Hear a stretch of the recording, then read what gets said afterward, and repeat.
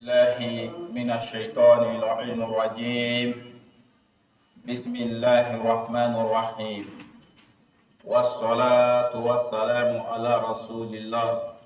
محمد ابن عبد الله وعلى آله الطيبين الطاهرين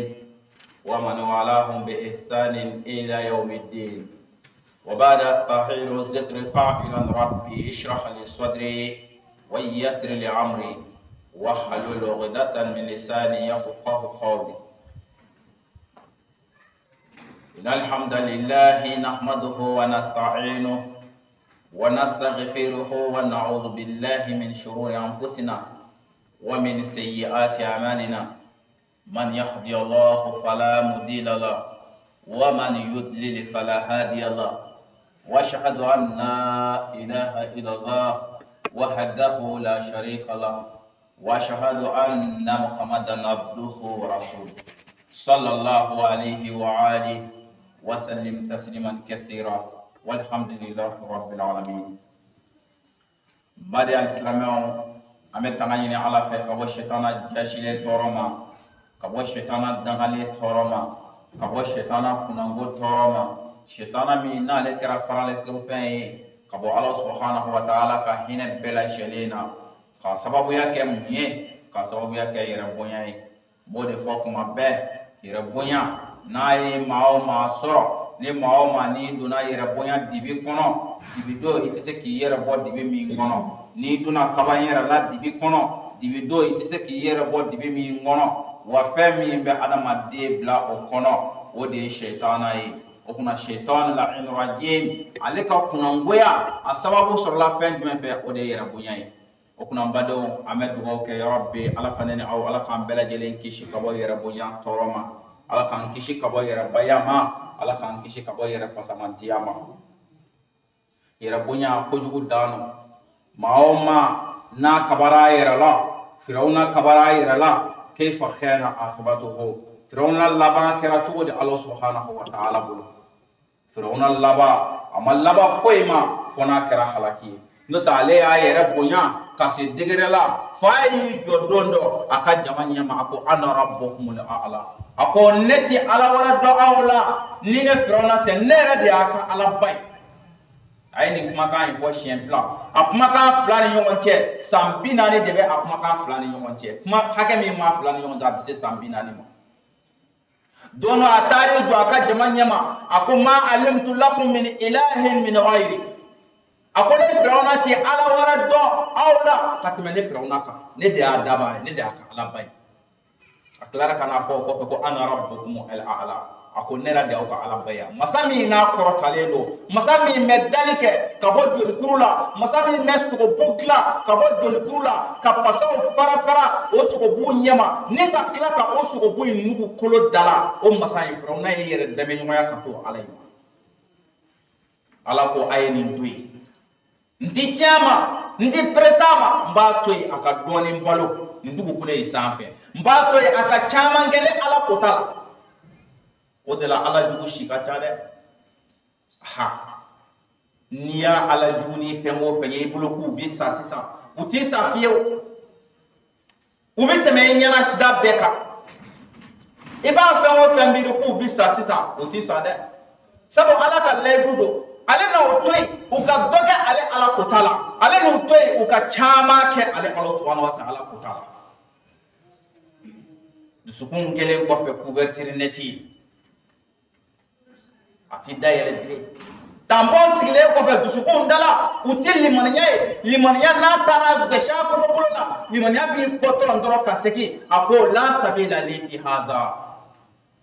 ako siratene boloya kadoni yorina o b'a sɔrɔ farakuru o de baramini bɛ a dusukun ani limaniya ani ɲɔgɔn cɛ. firawuna de kɛra tan tumana min na ni Allah subhanahu wa ta'ala n'a jɔra halakile kan sabula fɛn kelen kuma a la o kun ka bon kosɛbɛ ala bolo. firawuna kun ye dɔgɔden ye a kun janba ba la ni firawuna ba o don kama u ka kabila u ka jamana a mara bɛɛ lajɛlen o de b'ale bolo n'ale ko tu bela jele be tuwa ko na ko bela jele be tuwa ko fo ala yɛrɛ nana ka na kɛɲɛkɛ den min ni o nɔgɔya ye n'o ye Musa ye.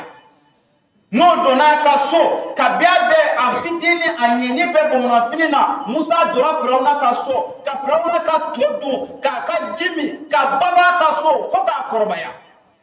fo ka taa se fɔ a bɛ ɲini ka se kiraya hakɛ ma kumana min na Ala sɔrɔla ka diɲɛ d'a ma a ka bɔ, a ka sɔrɔ ka taa bɔ a ka kiraya ka d'a ma kɔfɛ a ka sɔrɔ ka na ka na Firawuna wele ka taa limaniya ma.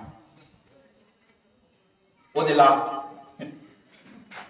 hɔrɔnya bɛ yen walahi. Musa alayhi salam a ye balola Firawuna ka so. Firawuna ka dɔnnibagaw u ye tabali gosi u ka dɔn kibaru la. A nana ye k'a fɔ u ka san kibaruya la a ko den dɔ bɛ bange ni san kɔnɔna na, o den cɛ don, n'a bangera maa min bɛ kɛ sababu ye ka dankari e Firawuna ka fanga na o de ye.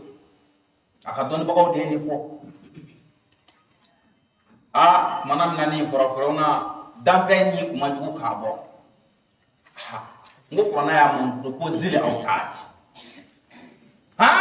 Pɔti fila tigi Firawuna bi a ka adamaden dɔw ɲɛ ka taa, a bɛ dɔw bolo kelen minɛ k'u da ko ka cɛncɛn kalama kan k'a genge bɔlɔ la yan fɛ, ka bɔlɔdɔ in genge bɔlɔ la yan fɛ, ka sen fila genge, a dalen jalen bi to tile la, tile b'a a ni tigɛ o cogo la, k'a ji sama k'a bɔ a bolo la, a bolo jalan dalen bi.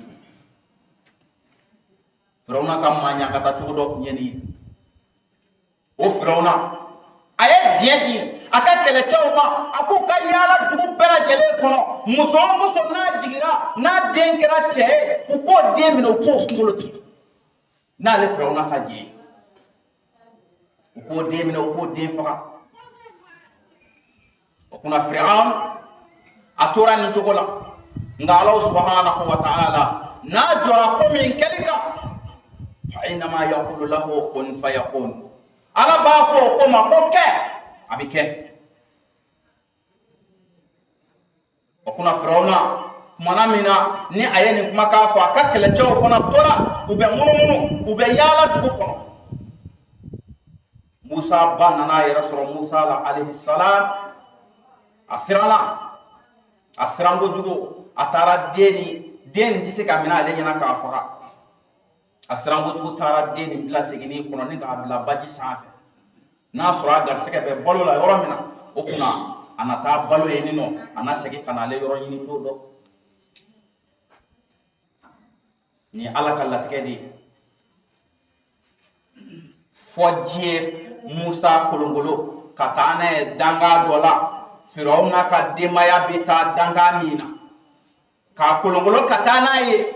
Firawuna muso min n'o ka d'a ye ka tɛmɛ a muso bɛɛ kan n'o ye Asiya ye. Ale min limaniyara ka da Nabila Musa alayhi salam ka taa den nin don o muso in garisɛgɛ la. Muso in fana ye fasa ja, a ko den nin kɔni a ti faga dɛ. A dɔ la nin na kɛ an nafalan ye don dɔ, a na k'an ka denya place la komi an ma den sɔrɔ. O kunna den in tora ten, den ma ban a ka ko la. Riwaya dɔw la don dɔ Firawuna sigilen a bɛ ka tulonkɛ kɛ, den ŋunumanen, a ma tɔgɔma kosɛbɛ fɔlɔ, a ŋunumanen. A ye Firawuna to k'a la tulonkɛ,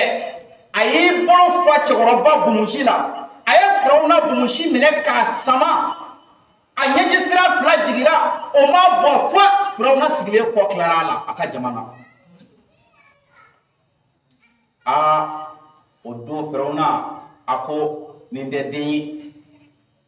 A ko nin tɛ den ye. A y'a ka maaw wele a ko a ye na den minɛ a k'a faga, nin tɛ den ye. Muso in a donna cɛ ni den ni fagali cɛ n'o ye Asiya ye. O kunna a ko ni a y'a sɔrɔ den don walima ni den tɛ, ne bɛna ko dɔ kɛ sisan an k'a lajɛ. Ala b'a dɔn fɛn min bɛ denko in na, fɛn min labɛnlen don ka na Firawuna ma denko in na, a yɛrɛ y'a dɔn, nka a se ma k'a la de, sabu Ala ka latigɛ don. A ko a ye takula kun kelen bila,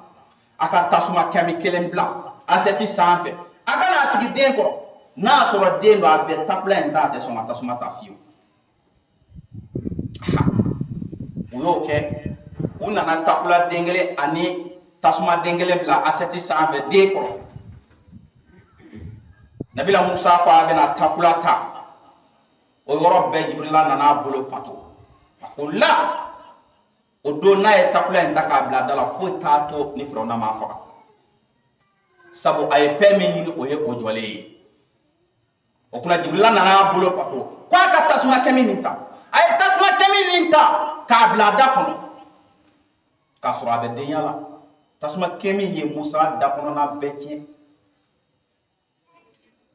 O de la a ka kuma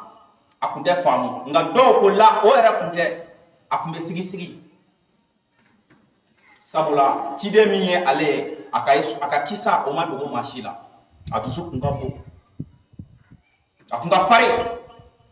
nka tiɲɛ kan a kun ka farin.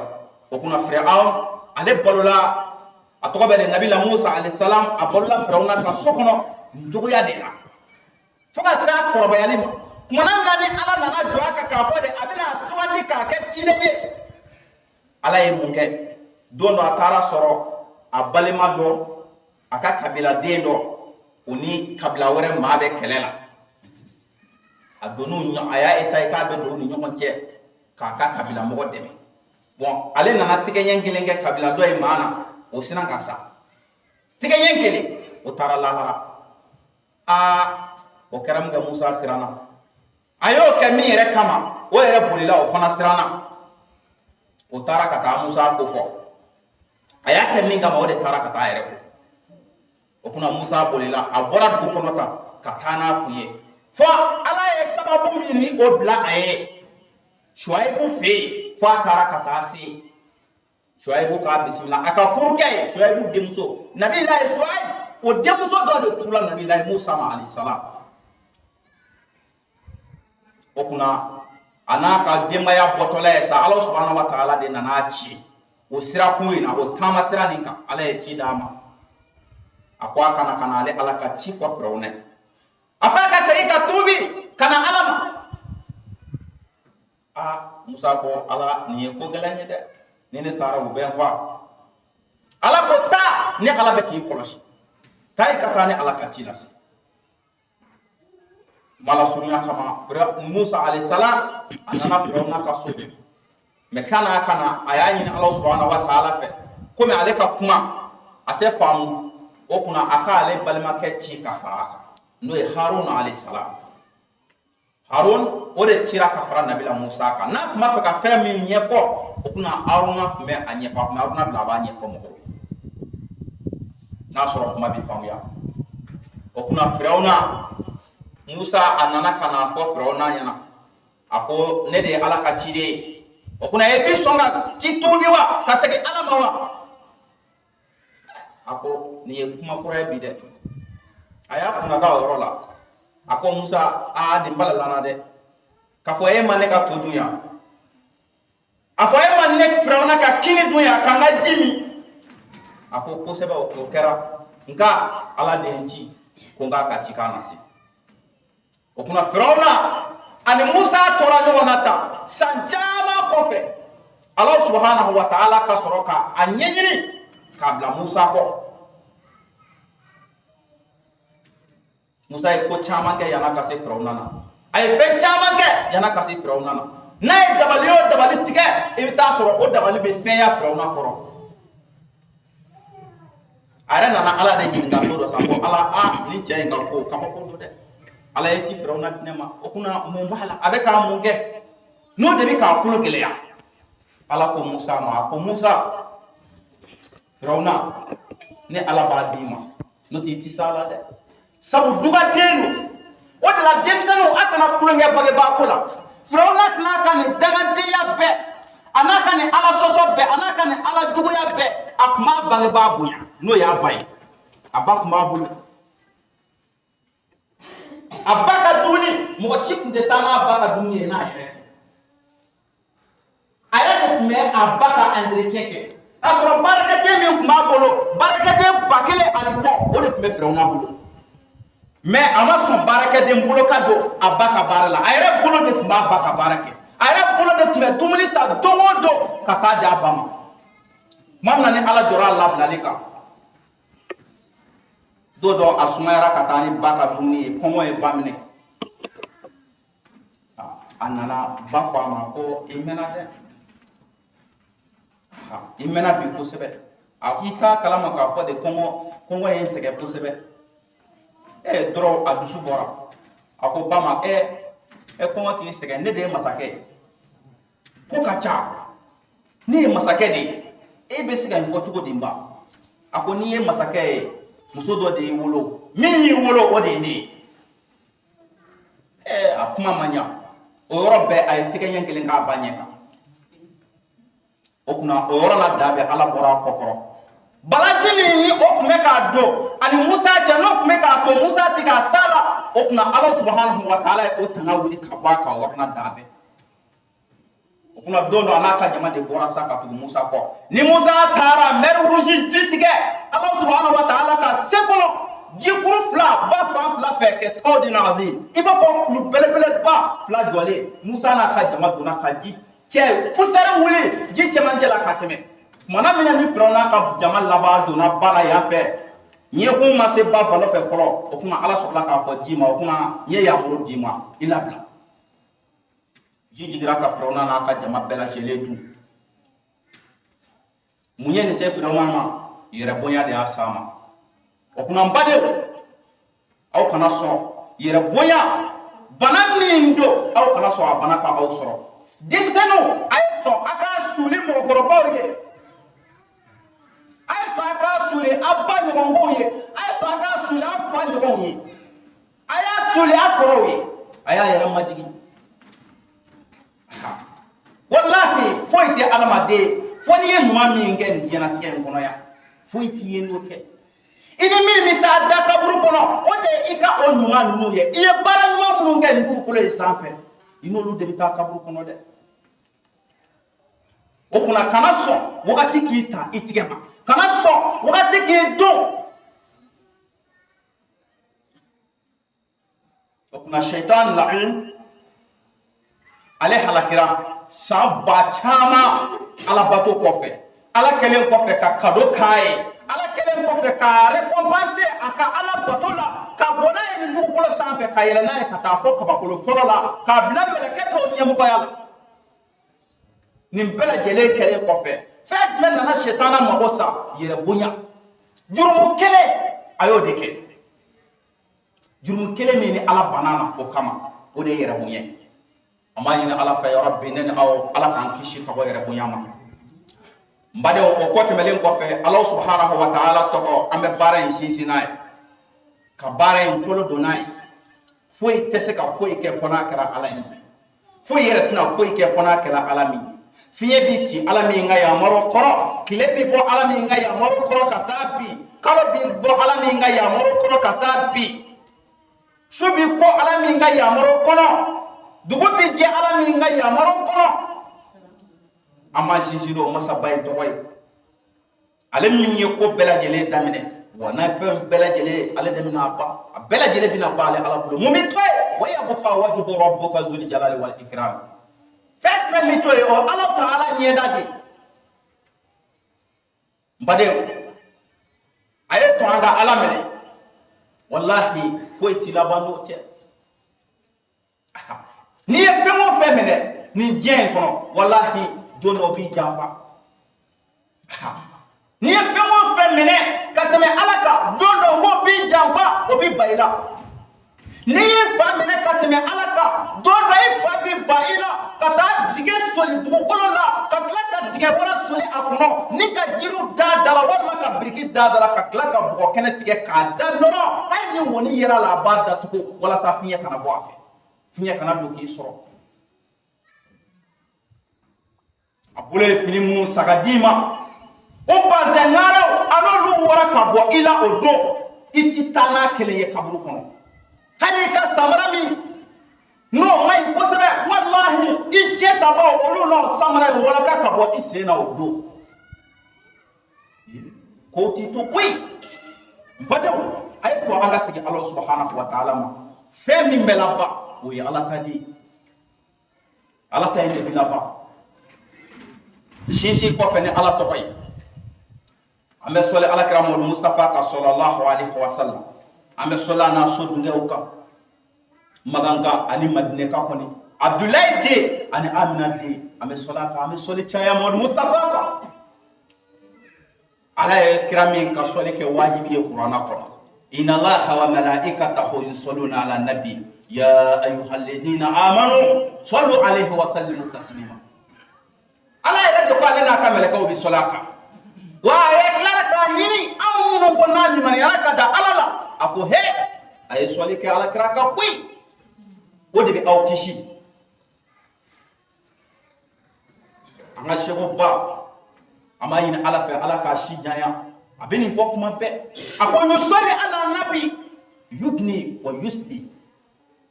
ka soli ala kra ka abe ma na bulotiya ka soli ala kra ka abe ma farkolo abi keleya ka soli ala kra ka abe kasaba boy ala taala ka danaya o tamba o biski ala madeka sabu kiraye ko nyida ala e jamin ci kana awma ala te wasila e awni ala taala ni yobace ante ala sirafio fara teme ala kra mo mustafa ka sirafe sallallahu alaihi wasallam ala de ale ke sababu e ala de ale ke wasila e okuna o mo mustafa ambe sole chaya ka ana so dungew ana ka sahaba son o kwati malen kofe ame foli ane bunya masegi amo saganga kuduama amo seki bahar nadama amo seki shamsul shumushima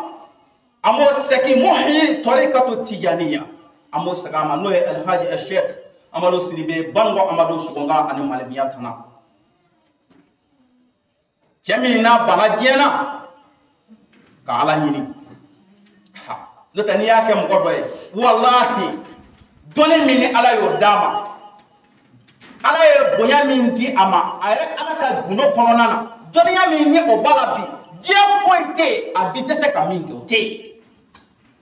nga ko fenwo fen flani ye na be ni yen wona ko en bala jele na kwa dodo mumito adamade iye baranyuma min ke iye nyuma ya mun ke akolu de to okuna na ale gar sega min soro ala ka siraka okuna ala ka sira jele ka ala la belendo abo gar sega kla ale ala ka jonje shogamado banwa amado aye an yamarno o sirayi ama yin ala fa rabbi o bare ala ka olati ama o bare ala ka olati ama o kwati male ko fe mbadu allah subhanahu wa ta'ala alay kalida ala ko anga sege ale alama ala ko qur'ana ko aqul la uqsimu bi yawm al-qiyamah ala ko ale ala karila akalila dina akalla la hara jodo ala ko ale kalila de mbado wallahi adama do an kan ga waju ala kira ko sallallahu alaihi wasallam ako kefal mautu wa ido ako saya wasara wajul fe ngabi saya ma wasa an ma wajul fe yede mo saya kira kulonga de an golobi saya kira yele ko de an golobi amma yewa kabru dawla bi tede bisigi amma yewa kabru dawla bi gelan baron de bifo amma yewa kabru dawla bi mbugotigi ni kan ko kuma de bifo temsanu fe kabru dawla bi awo yewa ne bari saya te ma waju de ngada ma do aw kanga waju ni sigi ka jena jebi ni sigi ka jena to yalla je kesara mun no lubi ka teme je kono ni sigi ka ulu laje wallahi adama do aw kanga tashi silama akanga ni kono numbiri akanga Allah subhanahu wa ta'ala kam masaya akanga jole ni kono nuna semeni kono sisa Allah subhanahu wa ta'ala ayella tige badoke turki ayel dugu fangile be bina dugu bolo yere fe étage ta anifla étage bisaba étage muba ka bela jele suru ka digi dugu bolo la halu tiye dugu bolo ya beku ana kono fe ka dugu ka iba foko obligateur de donation la ku monongo kutu mumese kan ngene alate so étage ibe blok bafla anko mumese kan ngene alate meni aw bana ala la siga foyi t'a la ala ka ɲagata foyi tɛ se ka ala ka ɲagata kunbɛ ka bɔ aw ma fo a k'a sɔrɔ aw sɔnna ala la aw ka ala wele ani aw ka ala ɲɛsiranɲɛ o de bɛ kɛ sababu ye ka don aw ni ala ka ɲagata cɛ mɛ n'aw bana ka ala wele n'aw bana ka sira ala ta ala ye o kunna ala ka ɲagata foyi tɛna kunbɛ ka bɔ aw la tugun nin kan ka bɛɛ lajɛlen k'i tuubi ka segin ka taa ala ta ala ma an b'an ka tasibila an b'o kɛ turiki silamɛw ye k'a ɲini ala fɛ silamɛ su minnu n'olu b'a la ala ka yafa aw ye ala k'u dayɔrɔ suma silamɛ su bɛ diɲɛ jamana o jamana an b'a ɲini ala fɛ yɔrɔ bɛɛ ala ka yafa aw bɛɛ lajɛlen ma an bɛ taa don min an b'a ɲini ala fɛ o k'a sɔrɔ an ni ala subahana wa taala ka di o k'a sɔrɔ an bɛ ala ka sira kan ala ko k'ala kira ko sɔli ala mustafa o kunna ala y'i kali a y'i kali dɔnnaba ne la n'o ye lahara jɔdon ye a ko ala ma da ma dɛ a ko wala uqsimu bi nafsi lawama a ko ale kali na ɲina ni min n'a bɛ na a yɛrɛ jalaki don dɔ ni min n'a bɛ na a yɛrɛ jalaki don dɔ ni min n'a bɛ kɛ i n'a fɔ a k'a yɛrɛ bugɔ don dɔ o bɛ kɛ saya kɔfɛ badal mawti saya kɔfɛ maa o maa i bɛ nimisa lahara ala ye maa o maa da i ɲumankɛla wo i bɛ alijinɛ kɔnɔ i na nimisa hali ne kun ka dɔ kɛ ka fara n ka baara kan walasa n ka alijinɛ so ka bonya ka tɛmɛ nin kan wa jugumankɛla e fana na nimisa hali n kun t'a dɔn n bɛ baara ɲuman kɛ walasa na kisi ka bɔ ɲangata ma ala ye diɲɛ da ala ko diɲɛ bi ban dɛ ala y'o fɔ kuranna kɔnɔ mɛ lahara bi ban aw y'o mɛn wa aw y'o ye wa ni sara ni donna jahanɛmɛ kɔnɔ aw ka da la k'a fɔ de bɔli tɛ yen dɛ khalidina fiha abadan o de bɛ jahanɛmɛ kɔnɔ wa ni donna alijinɛ fana kɔnɔ aw ka da la bɔli tɛ yen dɛ khalidina fiha abadan i fana bɛ alijinɛ kɔnɔ yen bada badenw sanni nin don cɛ a ye to an ka segin ala ma an ka ala subhanahu wa ta'ala ka diinɛ an ka labaara an ka segin ala ma an ka tuubi ka segin ala ta'ala ma n'o kɛra an ka hɛrɛ bɛ fɛn min na o ye o de ye ala y'i kanu a ko ayahsabu l-insanu an lan najma izamahu a ko yalima adamaden b'a jigiya a salen kɔfɛ a donnen kɔfɛ kaburu kɔnɔ tumu kɛlen kɔfɛ ka boyi bɛɛ lajɛlen dun k'a bɔ kolokun na k'a tɔ to kolojɛlanw ye ko ale tɛ se ka olu fara ɲɔgɔn kan ni ka sogobu fala a la wa yalima ko adamaden b'o jigiya wa ala ko bala a ko in tɛ ten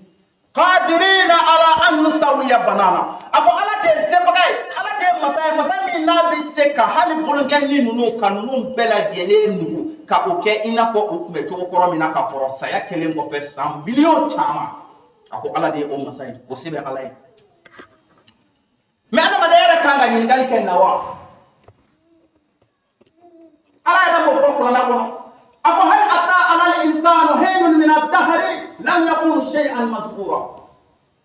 wagati dɔ nana e adamaden ma i tun ma kɛ foyi ye k'i bi fɔ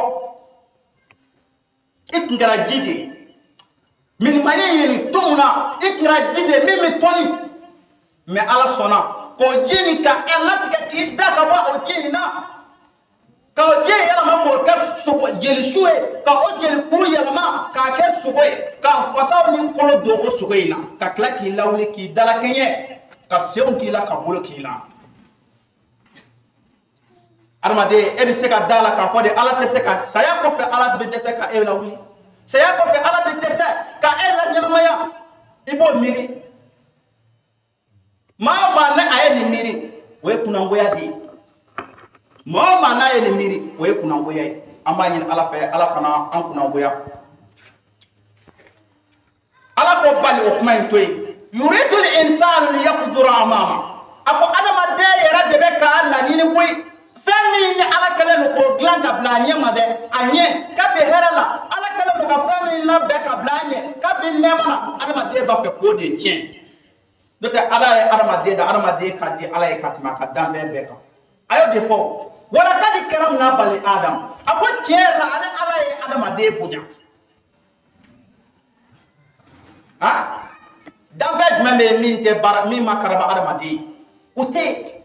Mala ko kurana kɔnɔ wa sakara lakum ma fi samawati wa ma fil ard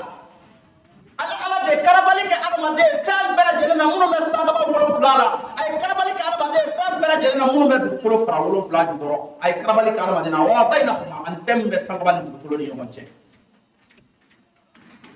melakaw ye baraka de yak adamado ye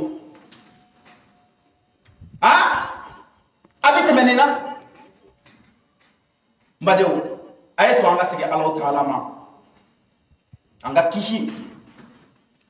obemina anga lara son sumayali obemina way Allah Ta'ala nyesranya di akwada madebe ka mila ino de ka anyefla che ode nim bisiga jugu nunu kunye kamir dro ko ala tese ka kolokun bu fale kolokun na ala ida ka kolokun ke na kuma mina na kunje o ala bi tese kolokun be ka bu fala la oti ala kenye ako Muhammadu yasalu ayyana yawmul qiyama abu beli nyininga do jumene lahara jodo e Muhammadu be nyininga wala de adama de kana bi geleya adama de katri bi geleya ka se degerela ubi nyininga munde lahara jodo e do jumene lahara jodo e ubi nyininga de ala ko ala karama sallallahu alaihi wasallam ako kumana nanu e nyininga na Muhammadu ako e faiza barikal basar wa kashafa al qamar ako nyana kumana minani adamade nye kisa ye kaba yega ladigi kumana minani adamade dona sikarala kumana minani nye kisa ye yega ni damene saya sikara geleya bolo ni ye adamade ngoni damene saya sikara geleya bolo ni adamade washiji kuntigali damene ka chudugoma saya sikara geleya bolo afo ye ko de lahara jodoyi ko de lahara jodo tamashi Muhammadu fuyi wakashafa al-qamaru afunyana ko manamna ni kalo ni anora tununa ni kalo yele tununa ka boy ni kalo noro chena afuyi ko de lahara godo damine lahara ka gele kira keme saba ani kiratan saba ole chira dugulu sanfe nabi nyuma ba keme ani ba mu nani ni kira nununa ana nabi nyuma ko bela gele chira mun kama de kase kanya akalahara kase kagla kase kana lahara labe tote kumara tu chini la ana matiya kanya ana yogonche anga lahara obisika gla chugomina okuna badew almami e kene soro ni ala sona ambe bokmana ya almami bena kana kutubake amma fa allahumma rabbana anzil alaina ma'ida minas sama'i takunu lana aidan awalna wa akhirina وآية منك وارزقنا أنت خير الرازقين اللهم ربنا افتح بيننا وبين قومنا بالحق وأنت خير الفاتحين اللهم ربنا ظلمنا أنفسنا وإن لم تغفر لنا وترحمنا لنكونن من الخاسرين اللهم ربنا آتنا في الدنيا حسنة وفي الآخرة حسنة وقنا عذاب النار اللهم ربنا لا تزغ قلوبنا بعد إذ هديتنا وهب لنا من لدنك رحمة إنك أنت الوهاب إن الله وملائكته يصلون على النبي يا أيها الذين آمنوا صلوا عليه وسلموا تسليما سبحان ربك رب العزة عما يصفون والسلام على المرسلين والحمد لله رب العالمين. سمع الله علينا من شر الشيطان الرجيم. بسم الله الرحمن الرحيم والصلاة والسلام على أشرف المرسلين سيدنا محمد بن عبد الله كرامنا كاتبين وإمام المرسلين صلوات الله إلى المبعوثين رحمة للعالمين وعلى آله طيبين الطاهرين ومن والاه بإحسان إلى يوم الدين. إن الحمد لله نحمده ونستعينه ونستغفره ونعوذ بالله من شرور أنفسنا ومن سيئات أعمالنا من يهدي الله فلا مضل له ومن يضلل فلا هادي له وأشهد أن لا إله إلا الله وحده لا شريك له وأشهد أن محمدا عبده ورسوله صلى الله عليه وعلى آله وصحبه ومن تبعه بإحسان إلا يوم يفر المرء من أخيه وأمه وأبيه وصاحبته وبنيه لكل أمر منهم يومئذ شأن يغنيه وجوه يومئذ مسفرة ضائقة مستبشرة ووجوه يومئذ عليها غبرة ترهقها قترة أولئك هم الكفرة والفجرة. وصلى الله على سيدنا محمد خاتم النبيين وسيد المرسلين وعلى آله الطيبين أجمعين والحمد لله رب العالمين.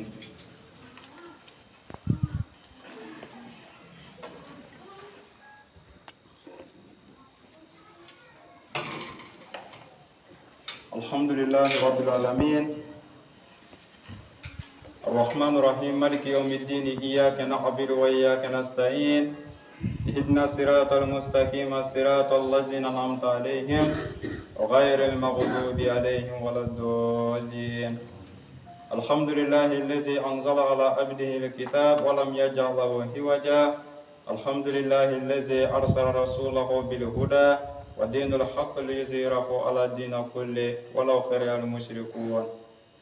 الحمد لله الذي فاطر السماوات والأرض جاء الملائكة رسلا أولي أجنحة مثنى وثلاث ورباع يزيد في خلق من يشاء إن الله على كل شيء قدير.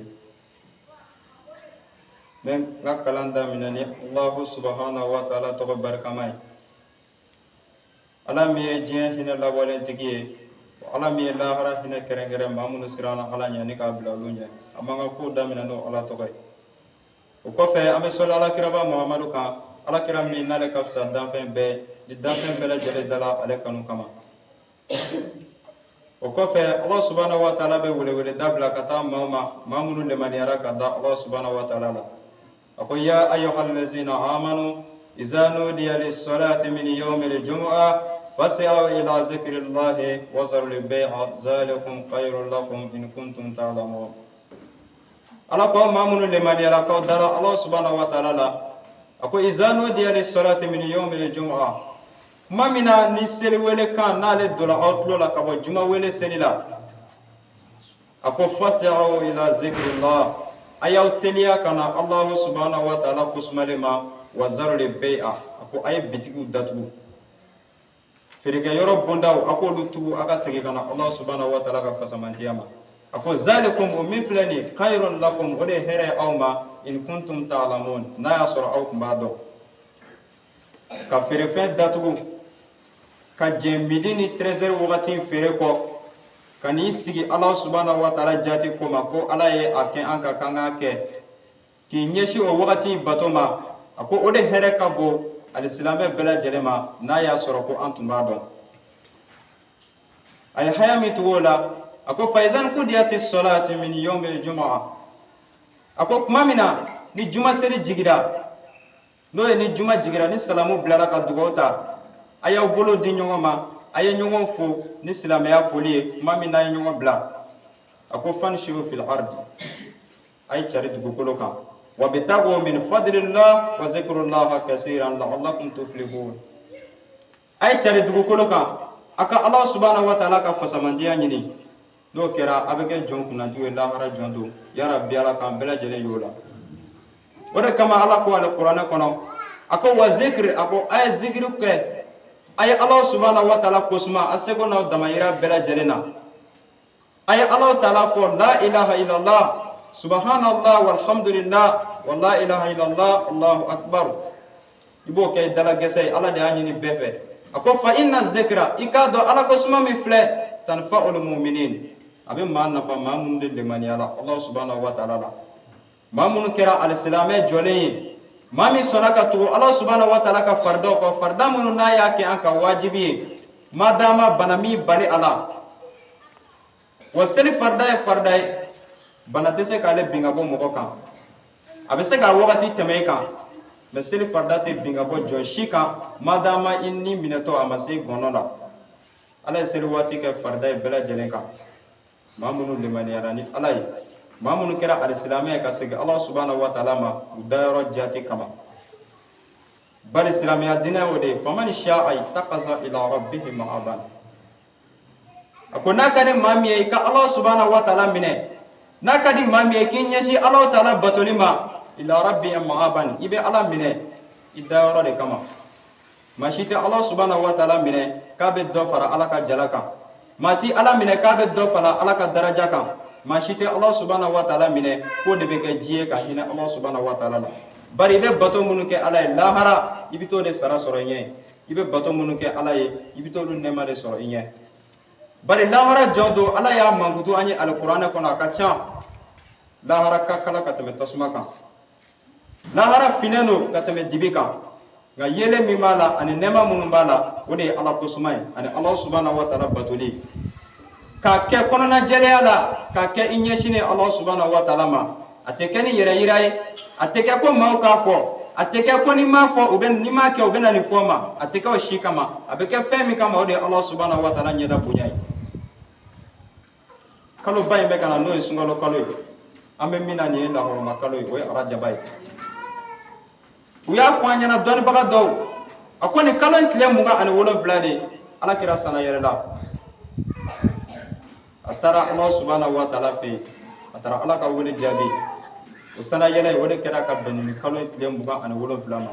dɔnnibaga fanba bɛnna o kan ka dɔnnibaga dɔw yɛrɛ ko k'a kalo ma dɔn k'a don yɛrɛ ma dɔn ko tile 27 ko jango arajaba kalo nka an kɔni b'a dɔn an filɛ kalo min na nin ye kalo hɔrɔma ye ni maa min ye tile kelen su ni kalo in na baraji bi ɲɛ lahara jɔn don o ka bon kosɛbɛ wa kalo min bɛ ka na don min b'a kɔnɔ nin ye n'o y'a tile 27 an filɛ kalo min na n'o ye arajaba ye a ko ni maa min sera ka kalo in sun ka bɛn ni arajaba kalo tile 27 ye i k'a dɔn lahara jɔn don maaw bɛ weleli min kɛ ni ka t'u jɔ ali tile kalaman kɔrɔ lahara yani ala ka kiri tigɛ ko ala b'o tigiw de tɔmɔ ka b'o la ni ka t'u jɔ lawurusi suma kɔrɔ ya rabbi ala k'an bɛɛ lajɛlen y'o la ala kira bonya kama sɔli wa salim ala ko a ma ale kuranɛ kɔnɔ a ko islaha fasbir aw la tasbir sawa'un alaykum innama tujzawna ma kuntum ta'malun a ko a ye sabali wali a kana sabali sawa'un alaykum a ko a bɛɛ lajɛlen dama de ka kan aw la bali innama tujzawna ma kuntum ta'malun Allah subhanahu wa ta'ala fɛ jɔn si tɛ k'i bɛ sara ni fɛn kelen fo a ka sɔrɔ i ye fɛn min baara maa si ka n'i jigi da o kan